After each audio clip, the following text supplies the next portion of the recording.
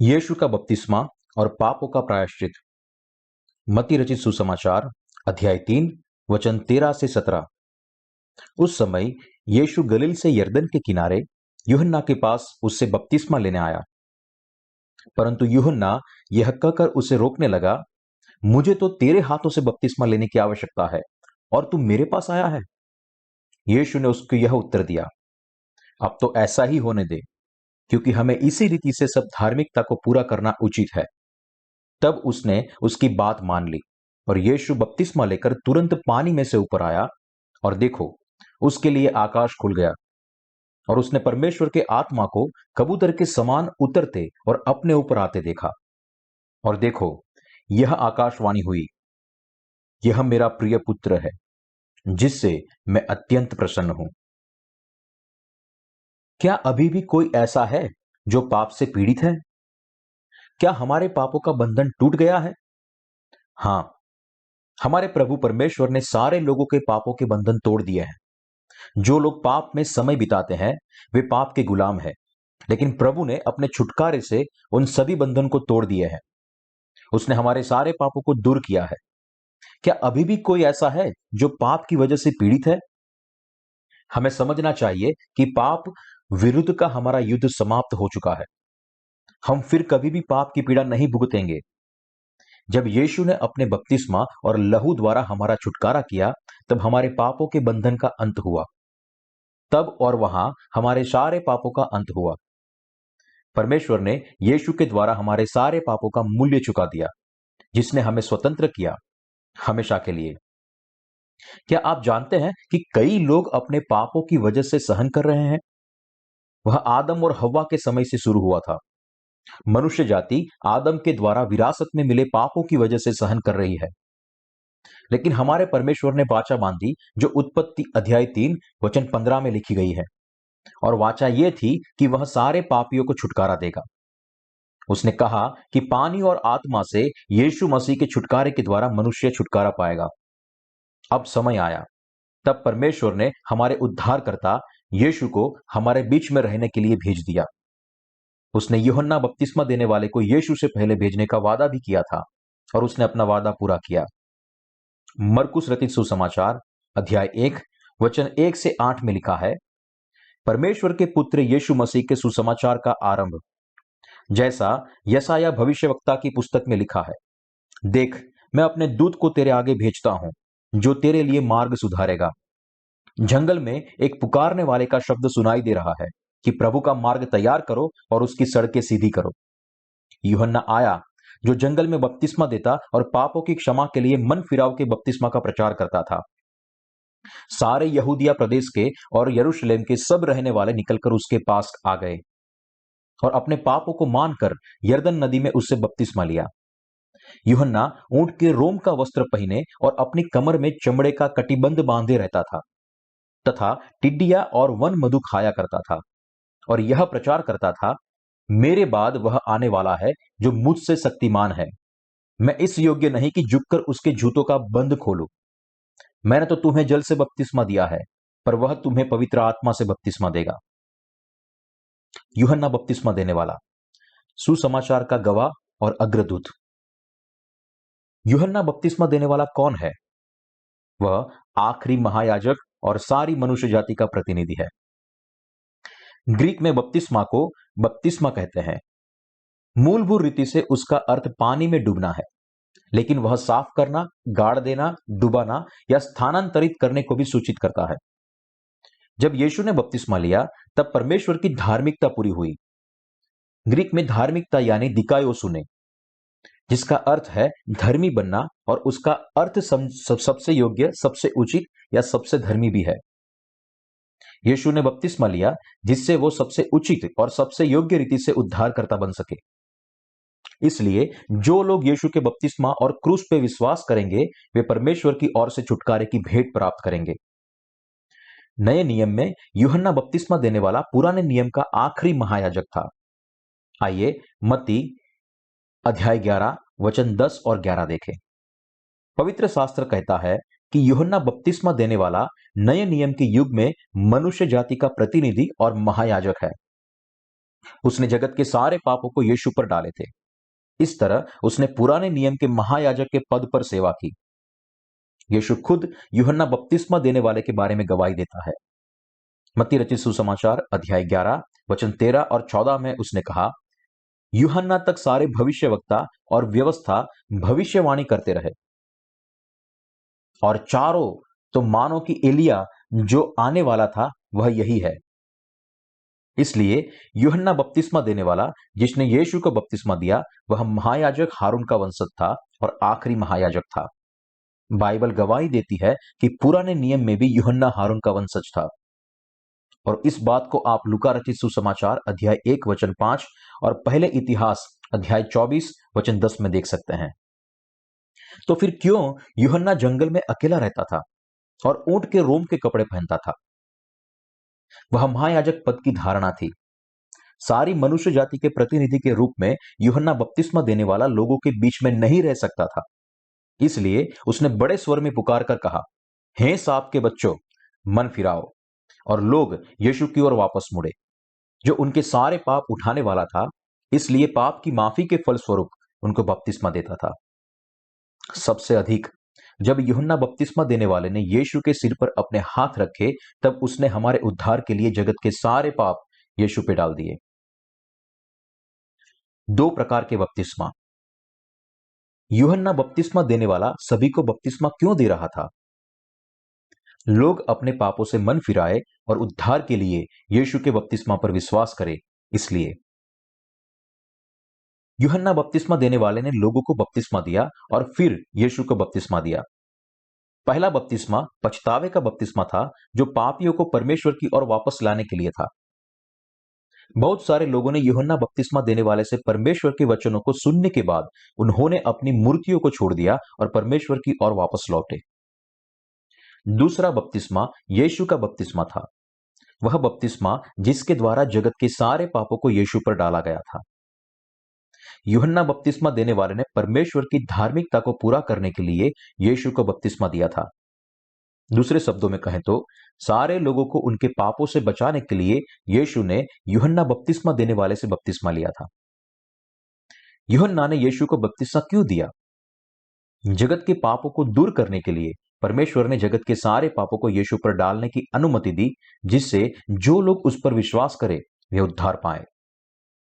यूहन्ना बपतिस्मा देने वाला परमेश्वर का एक सेवक था, जिसका मिशन बपतिस्मा के द्वारा जगत के सारे पापों को यीशु पर डालने का था और छुटकारे के सुसमाचार पर विश्वास के द्वारा सारी मनुष्य जाति के पछतावे और शुद्ध करने के लिए यीशु की गवाही देना था। इसलिए यूहन्ना को जंगल में अकेले रहने की जरूरत पड़ी। यूहन्ना बपतिस्मा देने वाले के समय में इज़राइल के लोग बहुत ही भ्रष्ट और निकम्मे थे। इसलिए परमेश्वर ने पुराने नियम में मलाकी अध्याय 4 वचन 5 और 6 में कहा है, देखो, यहोवा के उस बड़े और भयानक दिन के आने से पहले मैं तुम्हारे पास एलिय्याह नबी को भेजूंगा। वह माता पिता के मन को उनके पुत्रों की ओर और पुत्रों के मन को उनके माता पिता की ओर फेरेगा। ऐसा न हो कि मैं आकर पृथ्वी का सत्यानाश करूं। परमेश्वर की दृष्टि में इज़राइल के सारे लोग जो पहले यहोवा की आराधना करते थे, वे भ्रष्ट थे। उसके सन्मुख में कोई भी धर्मी नहीं था। मंदिर के धार्मिक अगुए, उदाहरण के तौर पर याजक, व्यवस्थापक और शास्त्री, वे सब निकम्मे थे। इसलिए उनके याजक परमेश्वर की व्यवस्था के मुताबिक बलि नहीं चढ़ाते थे। याजकों ने बलि के ऊपर हाथ रखना और रक्त के अर्पण की विधि को छोड़ दिया था, जो परमेश्वर ने उनको पापों के प्रायश्चित के लिए दी थी। लिखा है कि मलाकी के समय में याजकों ने बलिदान पशु के ऊपर अपने हाथ रखना और बलिदान के पशु के लहू का अर्पण करना छोड़ दिया था। इसलिए यूहन्ना बपतिस्मा देने वाला उनके साथ नहीं रह सकता था। उसने जंगल में जाके बड़े शब्द से पुकार के कहा। मरकुस रचित सुसमाचार अध्याय 1 वचन 2 और 3 में लिखा है, जैसा यशायाह भविष्यवक्ता की पुस्तक में लिखा है, देख, मैं अपने दूत के तेरे आगे भेजता हूं, जो तेरे लिए मार्ग सुधारेगा। जंगल में एक पुकारने वाले का शब्द सुनाई दे रहा है कि प्रभु का मार्ग तैयार करो और उसकी सड़कें सीधी करो। जंगल में एक पुकारने वाले का शब्द लोगों को पछतावे का बपतिस्मा देने का था। बाइबल जो पछतावे के बपतिस्मा के बारे में बात करती है, वो क्या है? यह वो बपतिस्मा है जिसके लिए यूहन्ना बपतिस्मा देने वाले ने कहा था। ऐसा बपतिस्मा जो लोगों को यीशु के पास वापस बुलाता है, जिससे कि वे उसमें विश्वास करें, जो उनके सारे पापों को ले लेगा और उससे बचाएगा। पछतावे का बपतिस्मा उन लोगों को उद्धार की ओर लेकर जाने के लिए था। मन फिराओ और बपतिस्मा लो। हमारे उद्धारकर्ता ने आपके पापों को उठाने के लिए इसी रीति से बपतिस्मा लिया था। यूहन्ना बपतिस्मा देने वाले के शब्द थे कि सारे लोगों को बचाने के लिए यीशु जगत के पापों को उठा लेगा और क्रूस पर उसका न्याय होगा। इसलिए लोगों को परमेश्वर की ओर वापस मुड़ना चाहिए। मरकुस रचित सुसमाचार अध्याय 1 वचन 18 में लिखा है, मैंने तो तुम्हें जल से बपतिस्मा दिया है, पर वह तुम्हें पवित्र आत्मा से बपतिस्मा देगा। तुम्हें पवित्र आत्मा से बपतिस्मा देगा, इसका मतलब है कि आपके सारे पापों को साफ करेगा। बपतिस्मा लेने का मतलब है साफ करना। यरदन नदी में यीशु का बपतिस्मा हमसे कहता है कि परमेश्वर के पुत्र ने बपतिस्मा लिया और हमारे वचनों बचाने के लिए हमारे पापों को उठा लिया। पापों के प्रायश्चित के लिए महायाजक का कार्य। उद्धार के लिए मार्ग कौन तैयार करता है? यूहन्ना बपतिस्मा देने वाला। यशाया भविष्यवक्ता ने भविष्यवाणी की थी। यशाया नबी की किताब अध्याय 40 वचन 2, यरूशलेम में शांति की बातें कहो और उससे पुकार कर कहो कि तेरी कठिन सेवा पूरी हुई है, तेरे अधर्म का दंड अंगीकार किया गया है, यहोवा के हाथ से तू अपने सब पापों का दुना दंड पा चुका है। यीशु मसीह ने बिना अपवाद के हमारे सारे पापों को उठा लिया है।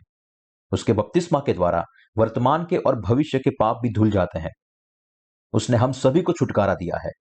हम सभी को परमेश्वर के छुटकारे के बारे में जानना चाहिए।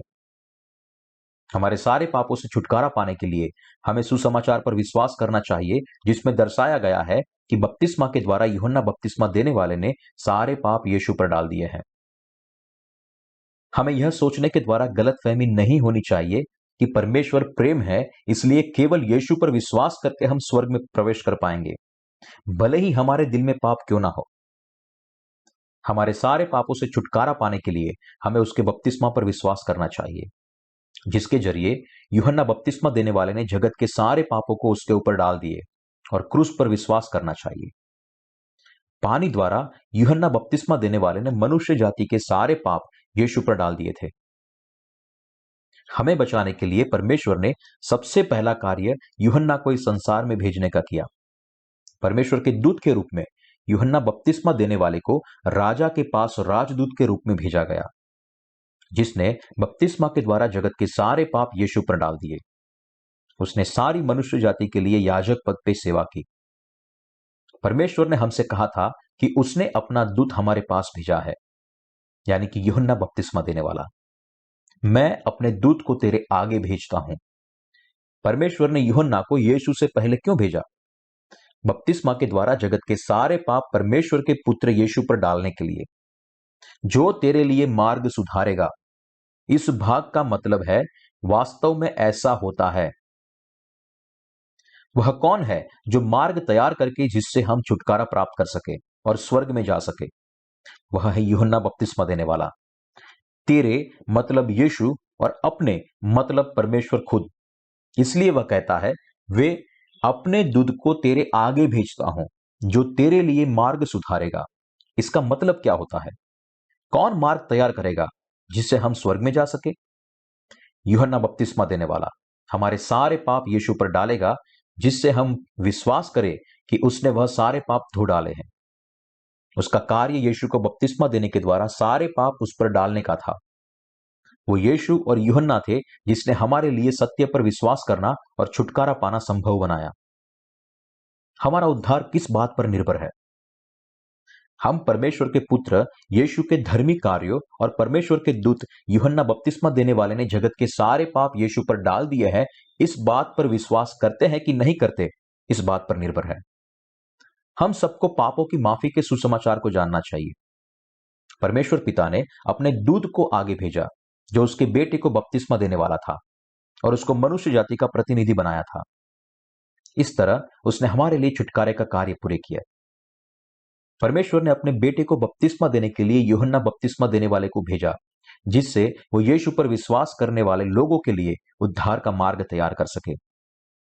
इसी वजह से यूहन्ना ने यीशु को बपतिस्मा दिया था।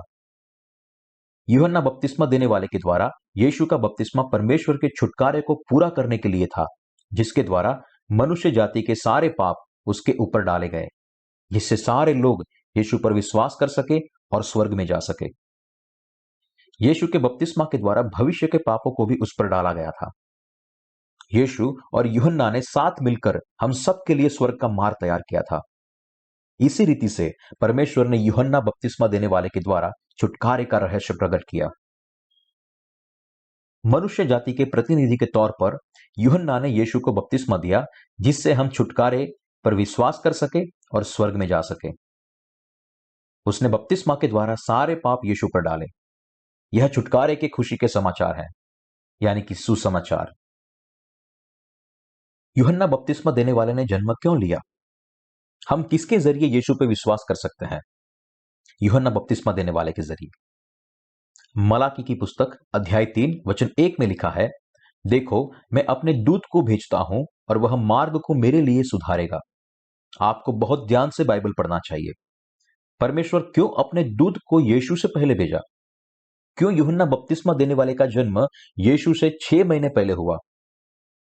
हमें समझने की जरूरत है कि बाइबल क्या है। पुराने नियम में महायाजक हारून के कार्यों के बारे में दर्शाया गया है। हारून मूसा का बड़ा भाई था। परमेश्वर ने उसको और उसके बेटों को याजक बनने के लिए अभिषेक किया था। दूसरे लेवी उनके नीचे काम करते थे, अलग अलग रखे बर्तन लाने का, रोटी के लिए आटा गूंथना और दूसरे कई काम, जबकि हारून के बेटे पवित्र तंबू में बलि चढ़ाने का काम करते थे। हारून के बेटों को आपस में काम बांट कर करने के लिए चुना गया था, लेकिन पश्चाताप के दिन यानी कि 7वें महीने के 10वें दिन महायाजक ही अपने लोगों के लिए वार्षिक पापों के लिए बलिदान चढ़ाता था। लूका 1:5 में लिखा है, यूहन्ना बपतिस्मा देने वाले की वंशावली है। हमें यीशु को सही रीति से समझने के लिए परमेश्वर के इस दूत के बारे में समझना बहुत जरूरी है। हम यीशु के बारे में काफी सोचते हैं, लेकिन हम यूहन्ना बपतिस्मा देने वाले को नकार देते हैं, जो यीशु से पहले आया था। मैं आपको यह समझाने के लिए मददगार होना चाहता हूं। मरकुस अध्याय 1 वचन 1 और 2 में लिखा है, परमेश्वर के पुत्र यीशु मसीह के सुसमाचार का आरंभ, जैसा यशाया भविष्यवक्ता की पुस्तक में लिखा है, देख मैं अपने दूत को तेरे आगे भेजता हूं। स्वर्ग का सुसमाचार यूहन्ना बपतिस्मा देने वाले से शुरू होता है। जब हम संपूर्ण रीति से यूहन्ना बपतिस्मा देने वाले के बारे में सीखेंगे, तब हम यीशु के छुटकारे के सुसमाचार को स्पष्ट रूप से समझ पाएंगे और विश्वास करेंगे। यह ठीक उसी तरह से है कि हम सारे देशों में क्या चल रहा है यह जानने के लिए राजदूत को भेजते हैं। जब हम यूहन्ना बपतिस्मा देने वाले के बारे में जानेंगे, तब हम परमेश्वर के छुटकारे को ठीक रीति से समझ पाएंगे।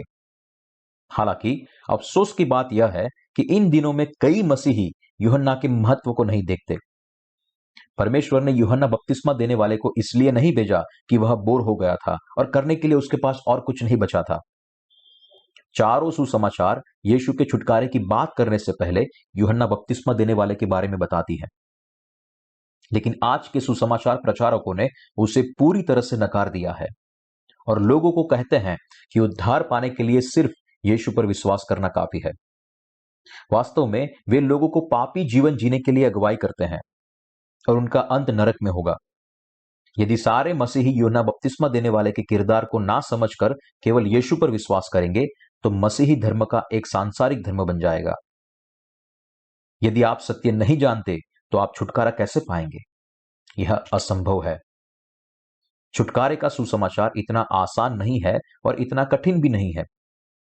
इसलिए कई लोग ऐसा सोचते हैं कि छुटकारा क्रूस पर विश्वास करने के द्वारा मिलता है, क्योंकि यीशु हमारे लिए क्रूस पर मरा है। फिर भी यदि आप उस पर हाथ रखने के द्वारा हमारे पाप उस पर डाले गए हैं, ऐसे महत्वपूर्ण सत्य को जाने बिना केवल उसके क्रूस पर विश्वास करते हैं, तो ऐसा विश्वास आपके छुटकारा नहीं दे सकता, भले ही फिर आपका विश्वास कितना भी मजबूत क्यों ना हो।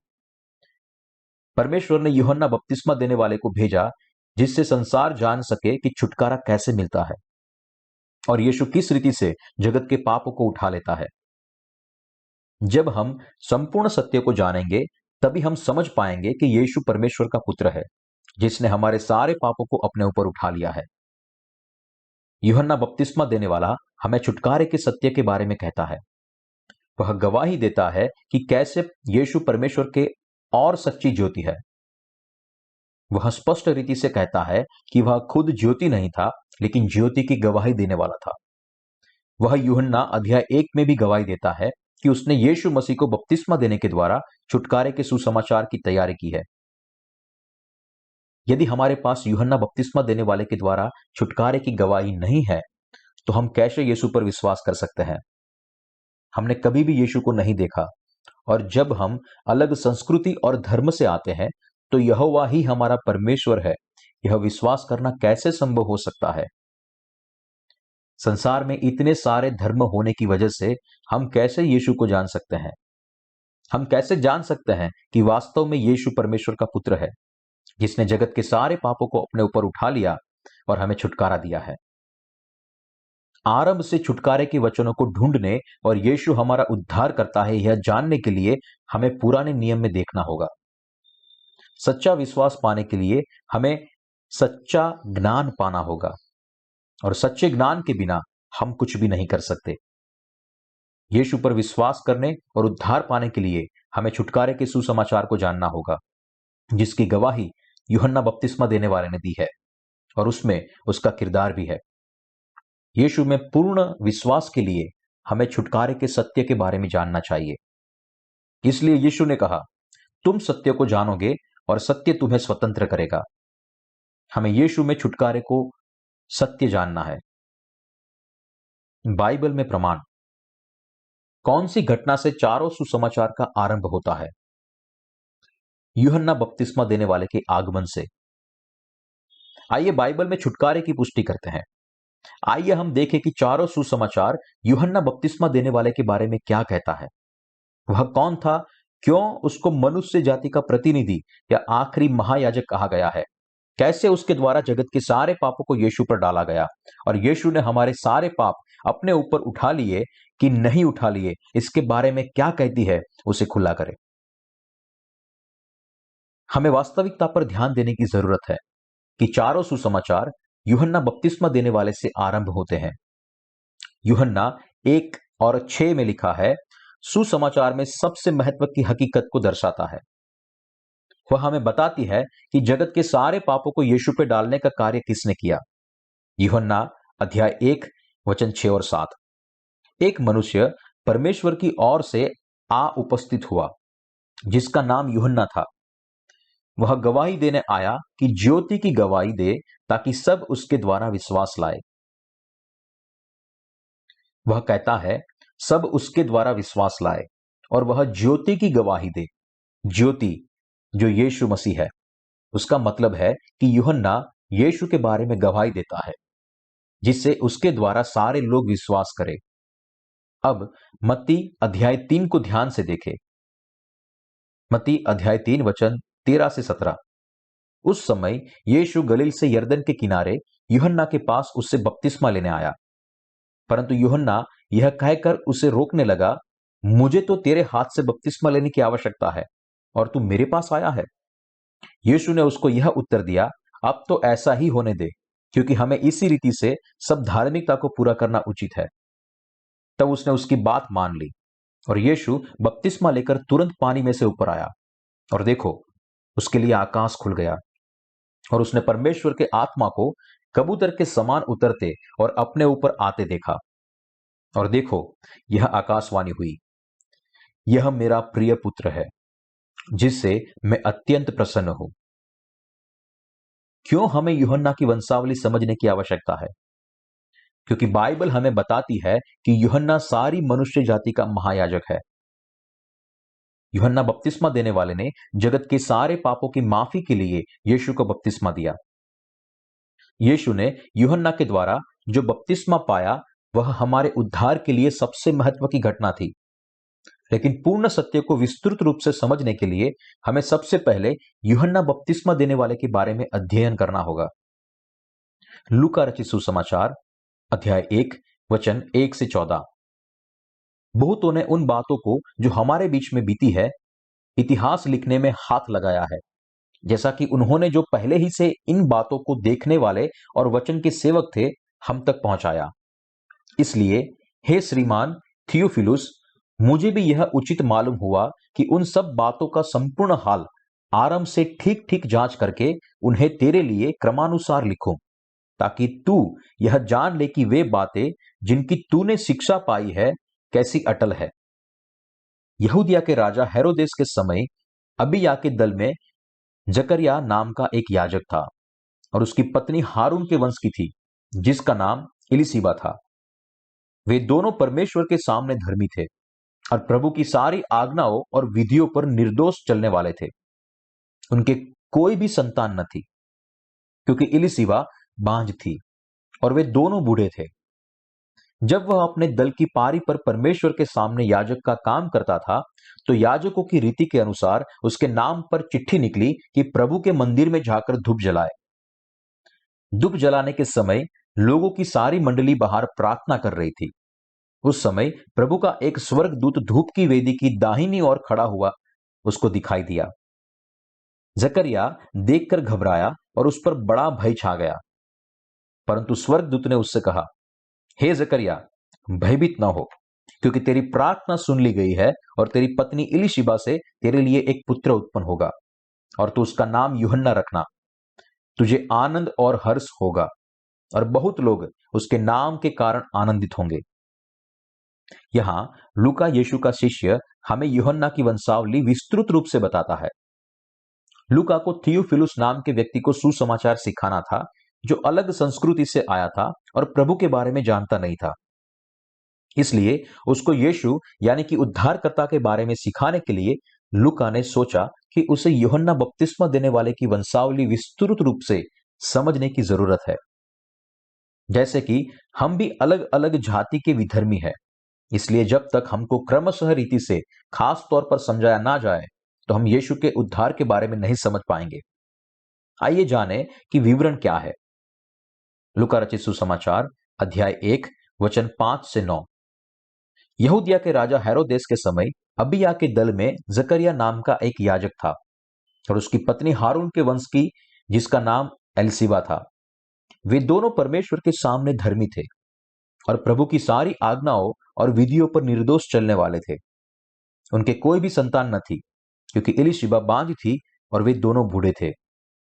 जब वह अपने दल की पारी पर परमेश्वर के सामने याजक का काम करता था, तो याजकों की रीति के अनुसार उसके नाम पर चिट्ठी निकली कि प्रभु के मंदिर में जाकर धूप जलाए। यहां जब अपने दल की पारी पर जकरिया परमेश्वर की सेवा करता था, तब एक घटना घटी। लूका स्पष्ट रीति से गवाही देता है कि जकरिया हारून के वंश का था। तो फिर जकरिया किस दल का था?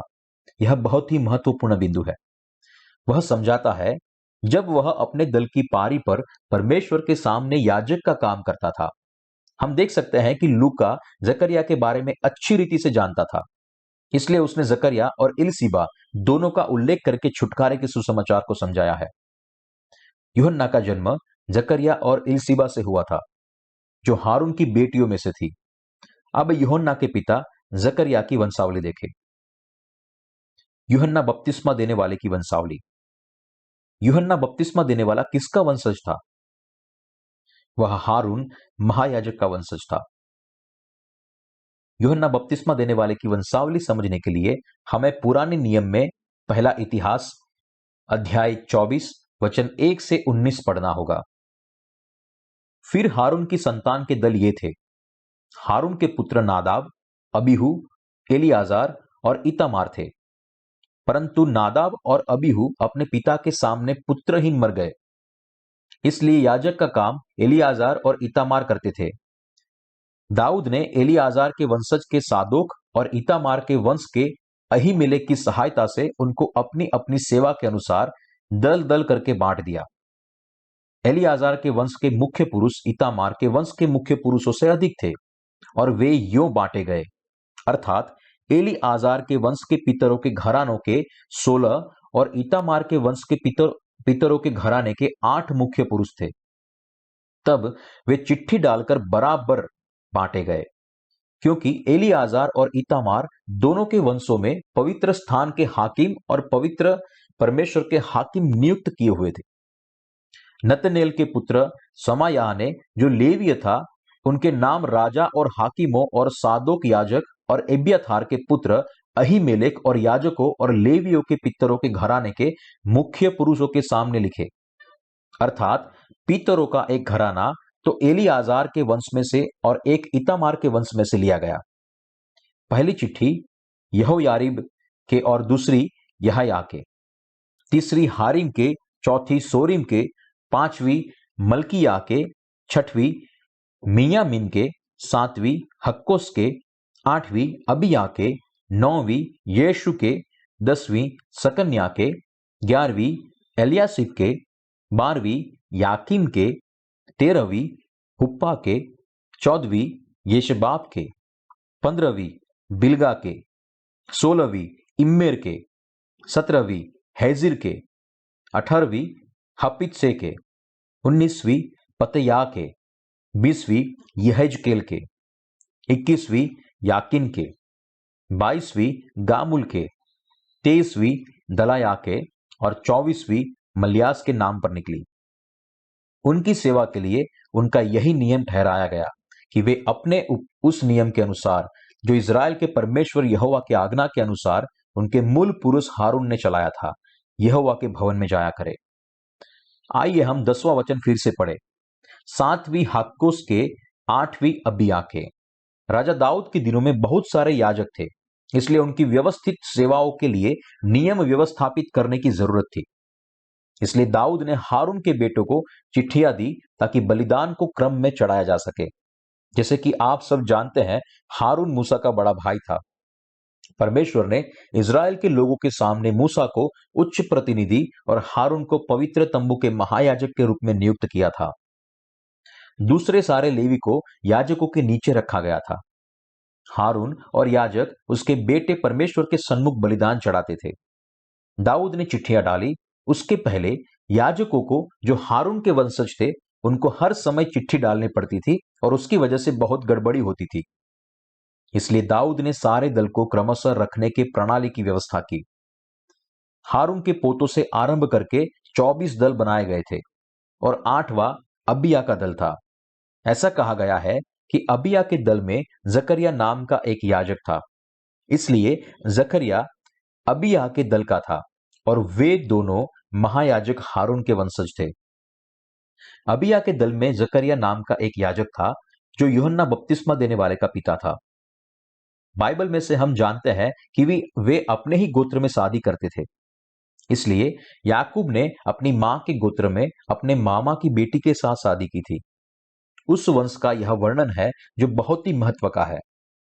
वह कहता है, अबिया के दल में जकरिया नाम का एक याजक था, इसलिए निश्चित रूप से वह हारून का वंशज था। कौन? जकरिया, यूहन्ना बपतिस्मा देने वाले का पिता। यीशु का छुटकारा और यूहन्ना बपतिस्मा देने वाले की सेवा और यीशु पर जगत के पापों को डाला गया, यह सारी घटना समझने के लिए यह एक महत्वपूर्ण हकीकत है। केवल हारून के बेटे ही याजक के तौर पर सेवा कर सकते थे। पुराने नियम के समय में कौन महायाजक के पद पर सेवा कर सकता था? हारून और उसके नियुक्त किए हुए वंशज। तो फिर बाइबल में निश्चित रूप से ऐसा कहा गया है कि हारून के बेटे ही याजक पद के लिए सेवा कर सकते हैं। आइए हम उसको भी देखते हैं। गिनती की पुस्तक अध्याय 20 वचन 22 से 29। तब इजराइलियों की सारी मंडली कादेश से कुछ करके होर नामक पहाड़ के पास आ गई और एदोम देश की सीमा पर और पहाड़ में यहोवा ने मूसा और हारून से कहा, हारून अपने लोगों में जा मिलेगा, क्योंकि तुम दोनों ने जो मरीबा नामक सोते पर मेरा कहना छोड़कर मुझसे बलवा किया है, इस कारण वह उस देश में जाने न पाएगा जिसे मैंने इजराइलियों को दिया है। इसलिए तू हारून और उसके पुत्र एलियाजार को होर पहाड़ पर ले चल और हारून के वस्त्र उतार के उसके पुत्र एलियाजार को पहना, तब हारून वहीं मरकर अपने लोगों में जा मिलेगा।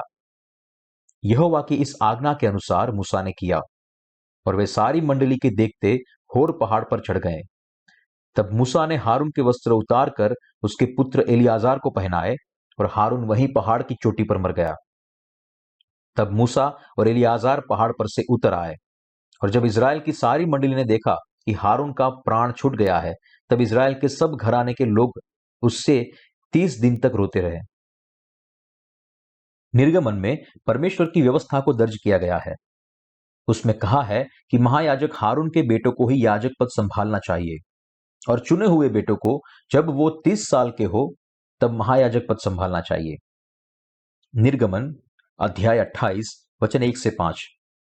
फिर तू इस्राएलियों में से अपने भाई हारून और नादाब, अबीहू, एलियाजार और इतामार नामक उसके पुत्रों को अपने समीप ले आना, कि वे मेरे लिए याजक का काम करें। और तू अपने भाई हारून के लिए वैभव और शोभा के निमित्त पवित्र वस्त्र बनवाना। और जितनों के हृदय में बुद्धि है, जिनको मैंने बुद्धि देने वाली आत्मा से परिपूर्ण किया है, उनको तू हारून के वस्त्र बनाने की आज्ञा दे, कि वह मेरे निमित्त याजक का काम करने के लिए पवित्र बने।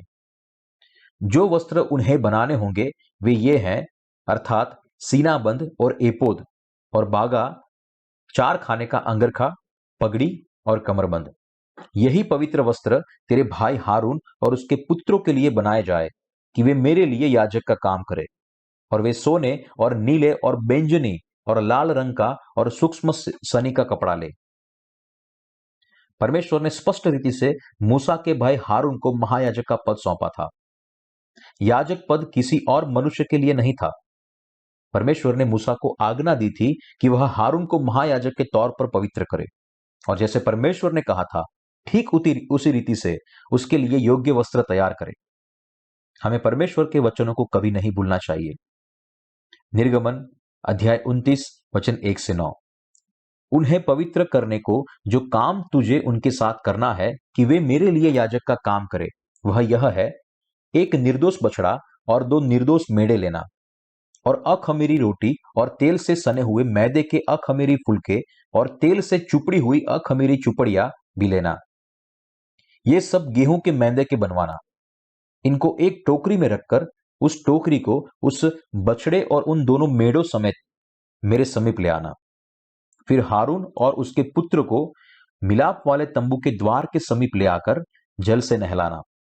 तब उन वस्त्रों को लेकर हारून को अंगरखा और एपोद का बागा पहनाना, और एपोद और चपरास बांधना, और एपोद का काढ़ा हुआ पट्टा भी बांधना, और उसके सिर पर पगड़ी को रखना, और पगड़ी पर पवित्र मुकुट को रखना।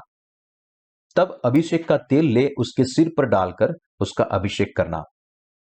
फिर उसके पुत्रों को समीप ले आकर उनके अंगरखे पहनाना, और उनके अर्थात हारून और उसके पुत्रों की कमर बांधना, और उनके सिर पर टोपियां रखना, जिससे याजक के पद पर सदा उनका हक रहे।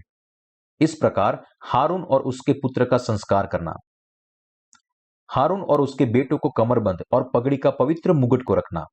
याजक पद उनको अविरत तौर पर दिया गया था। इस रीति से हारून और उसके बेटे को पवित्र किया जाता था।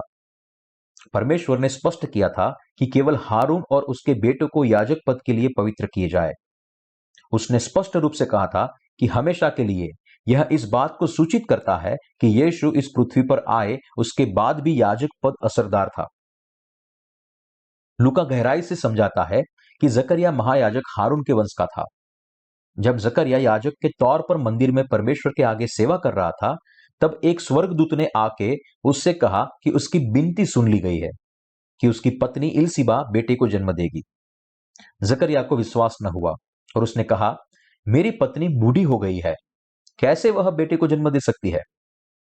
उसके संदेह के कारण परमेश्वर ने उसे कुछ समय के लिए गूंगा बना दिया, कि जिससे परमेश्वर बता सके कि उसके वचन सच्चे हैं। नियत समय पे उसकी पत्नी गर्भवती हुई, और थोड़े समय के बाद कुमारी मरियम भी गर्भवती हुई।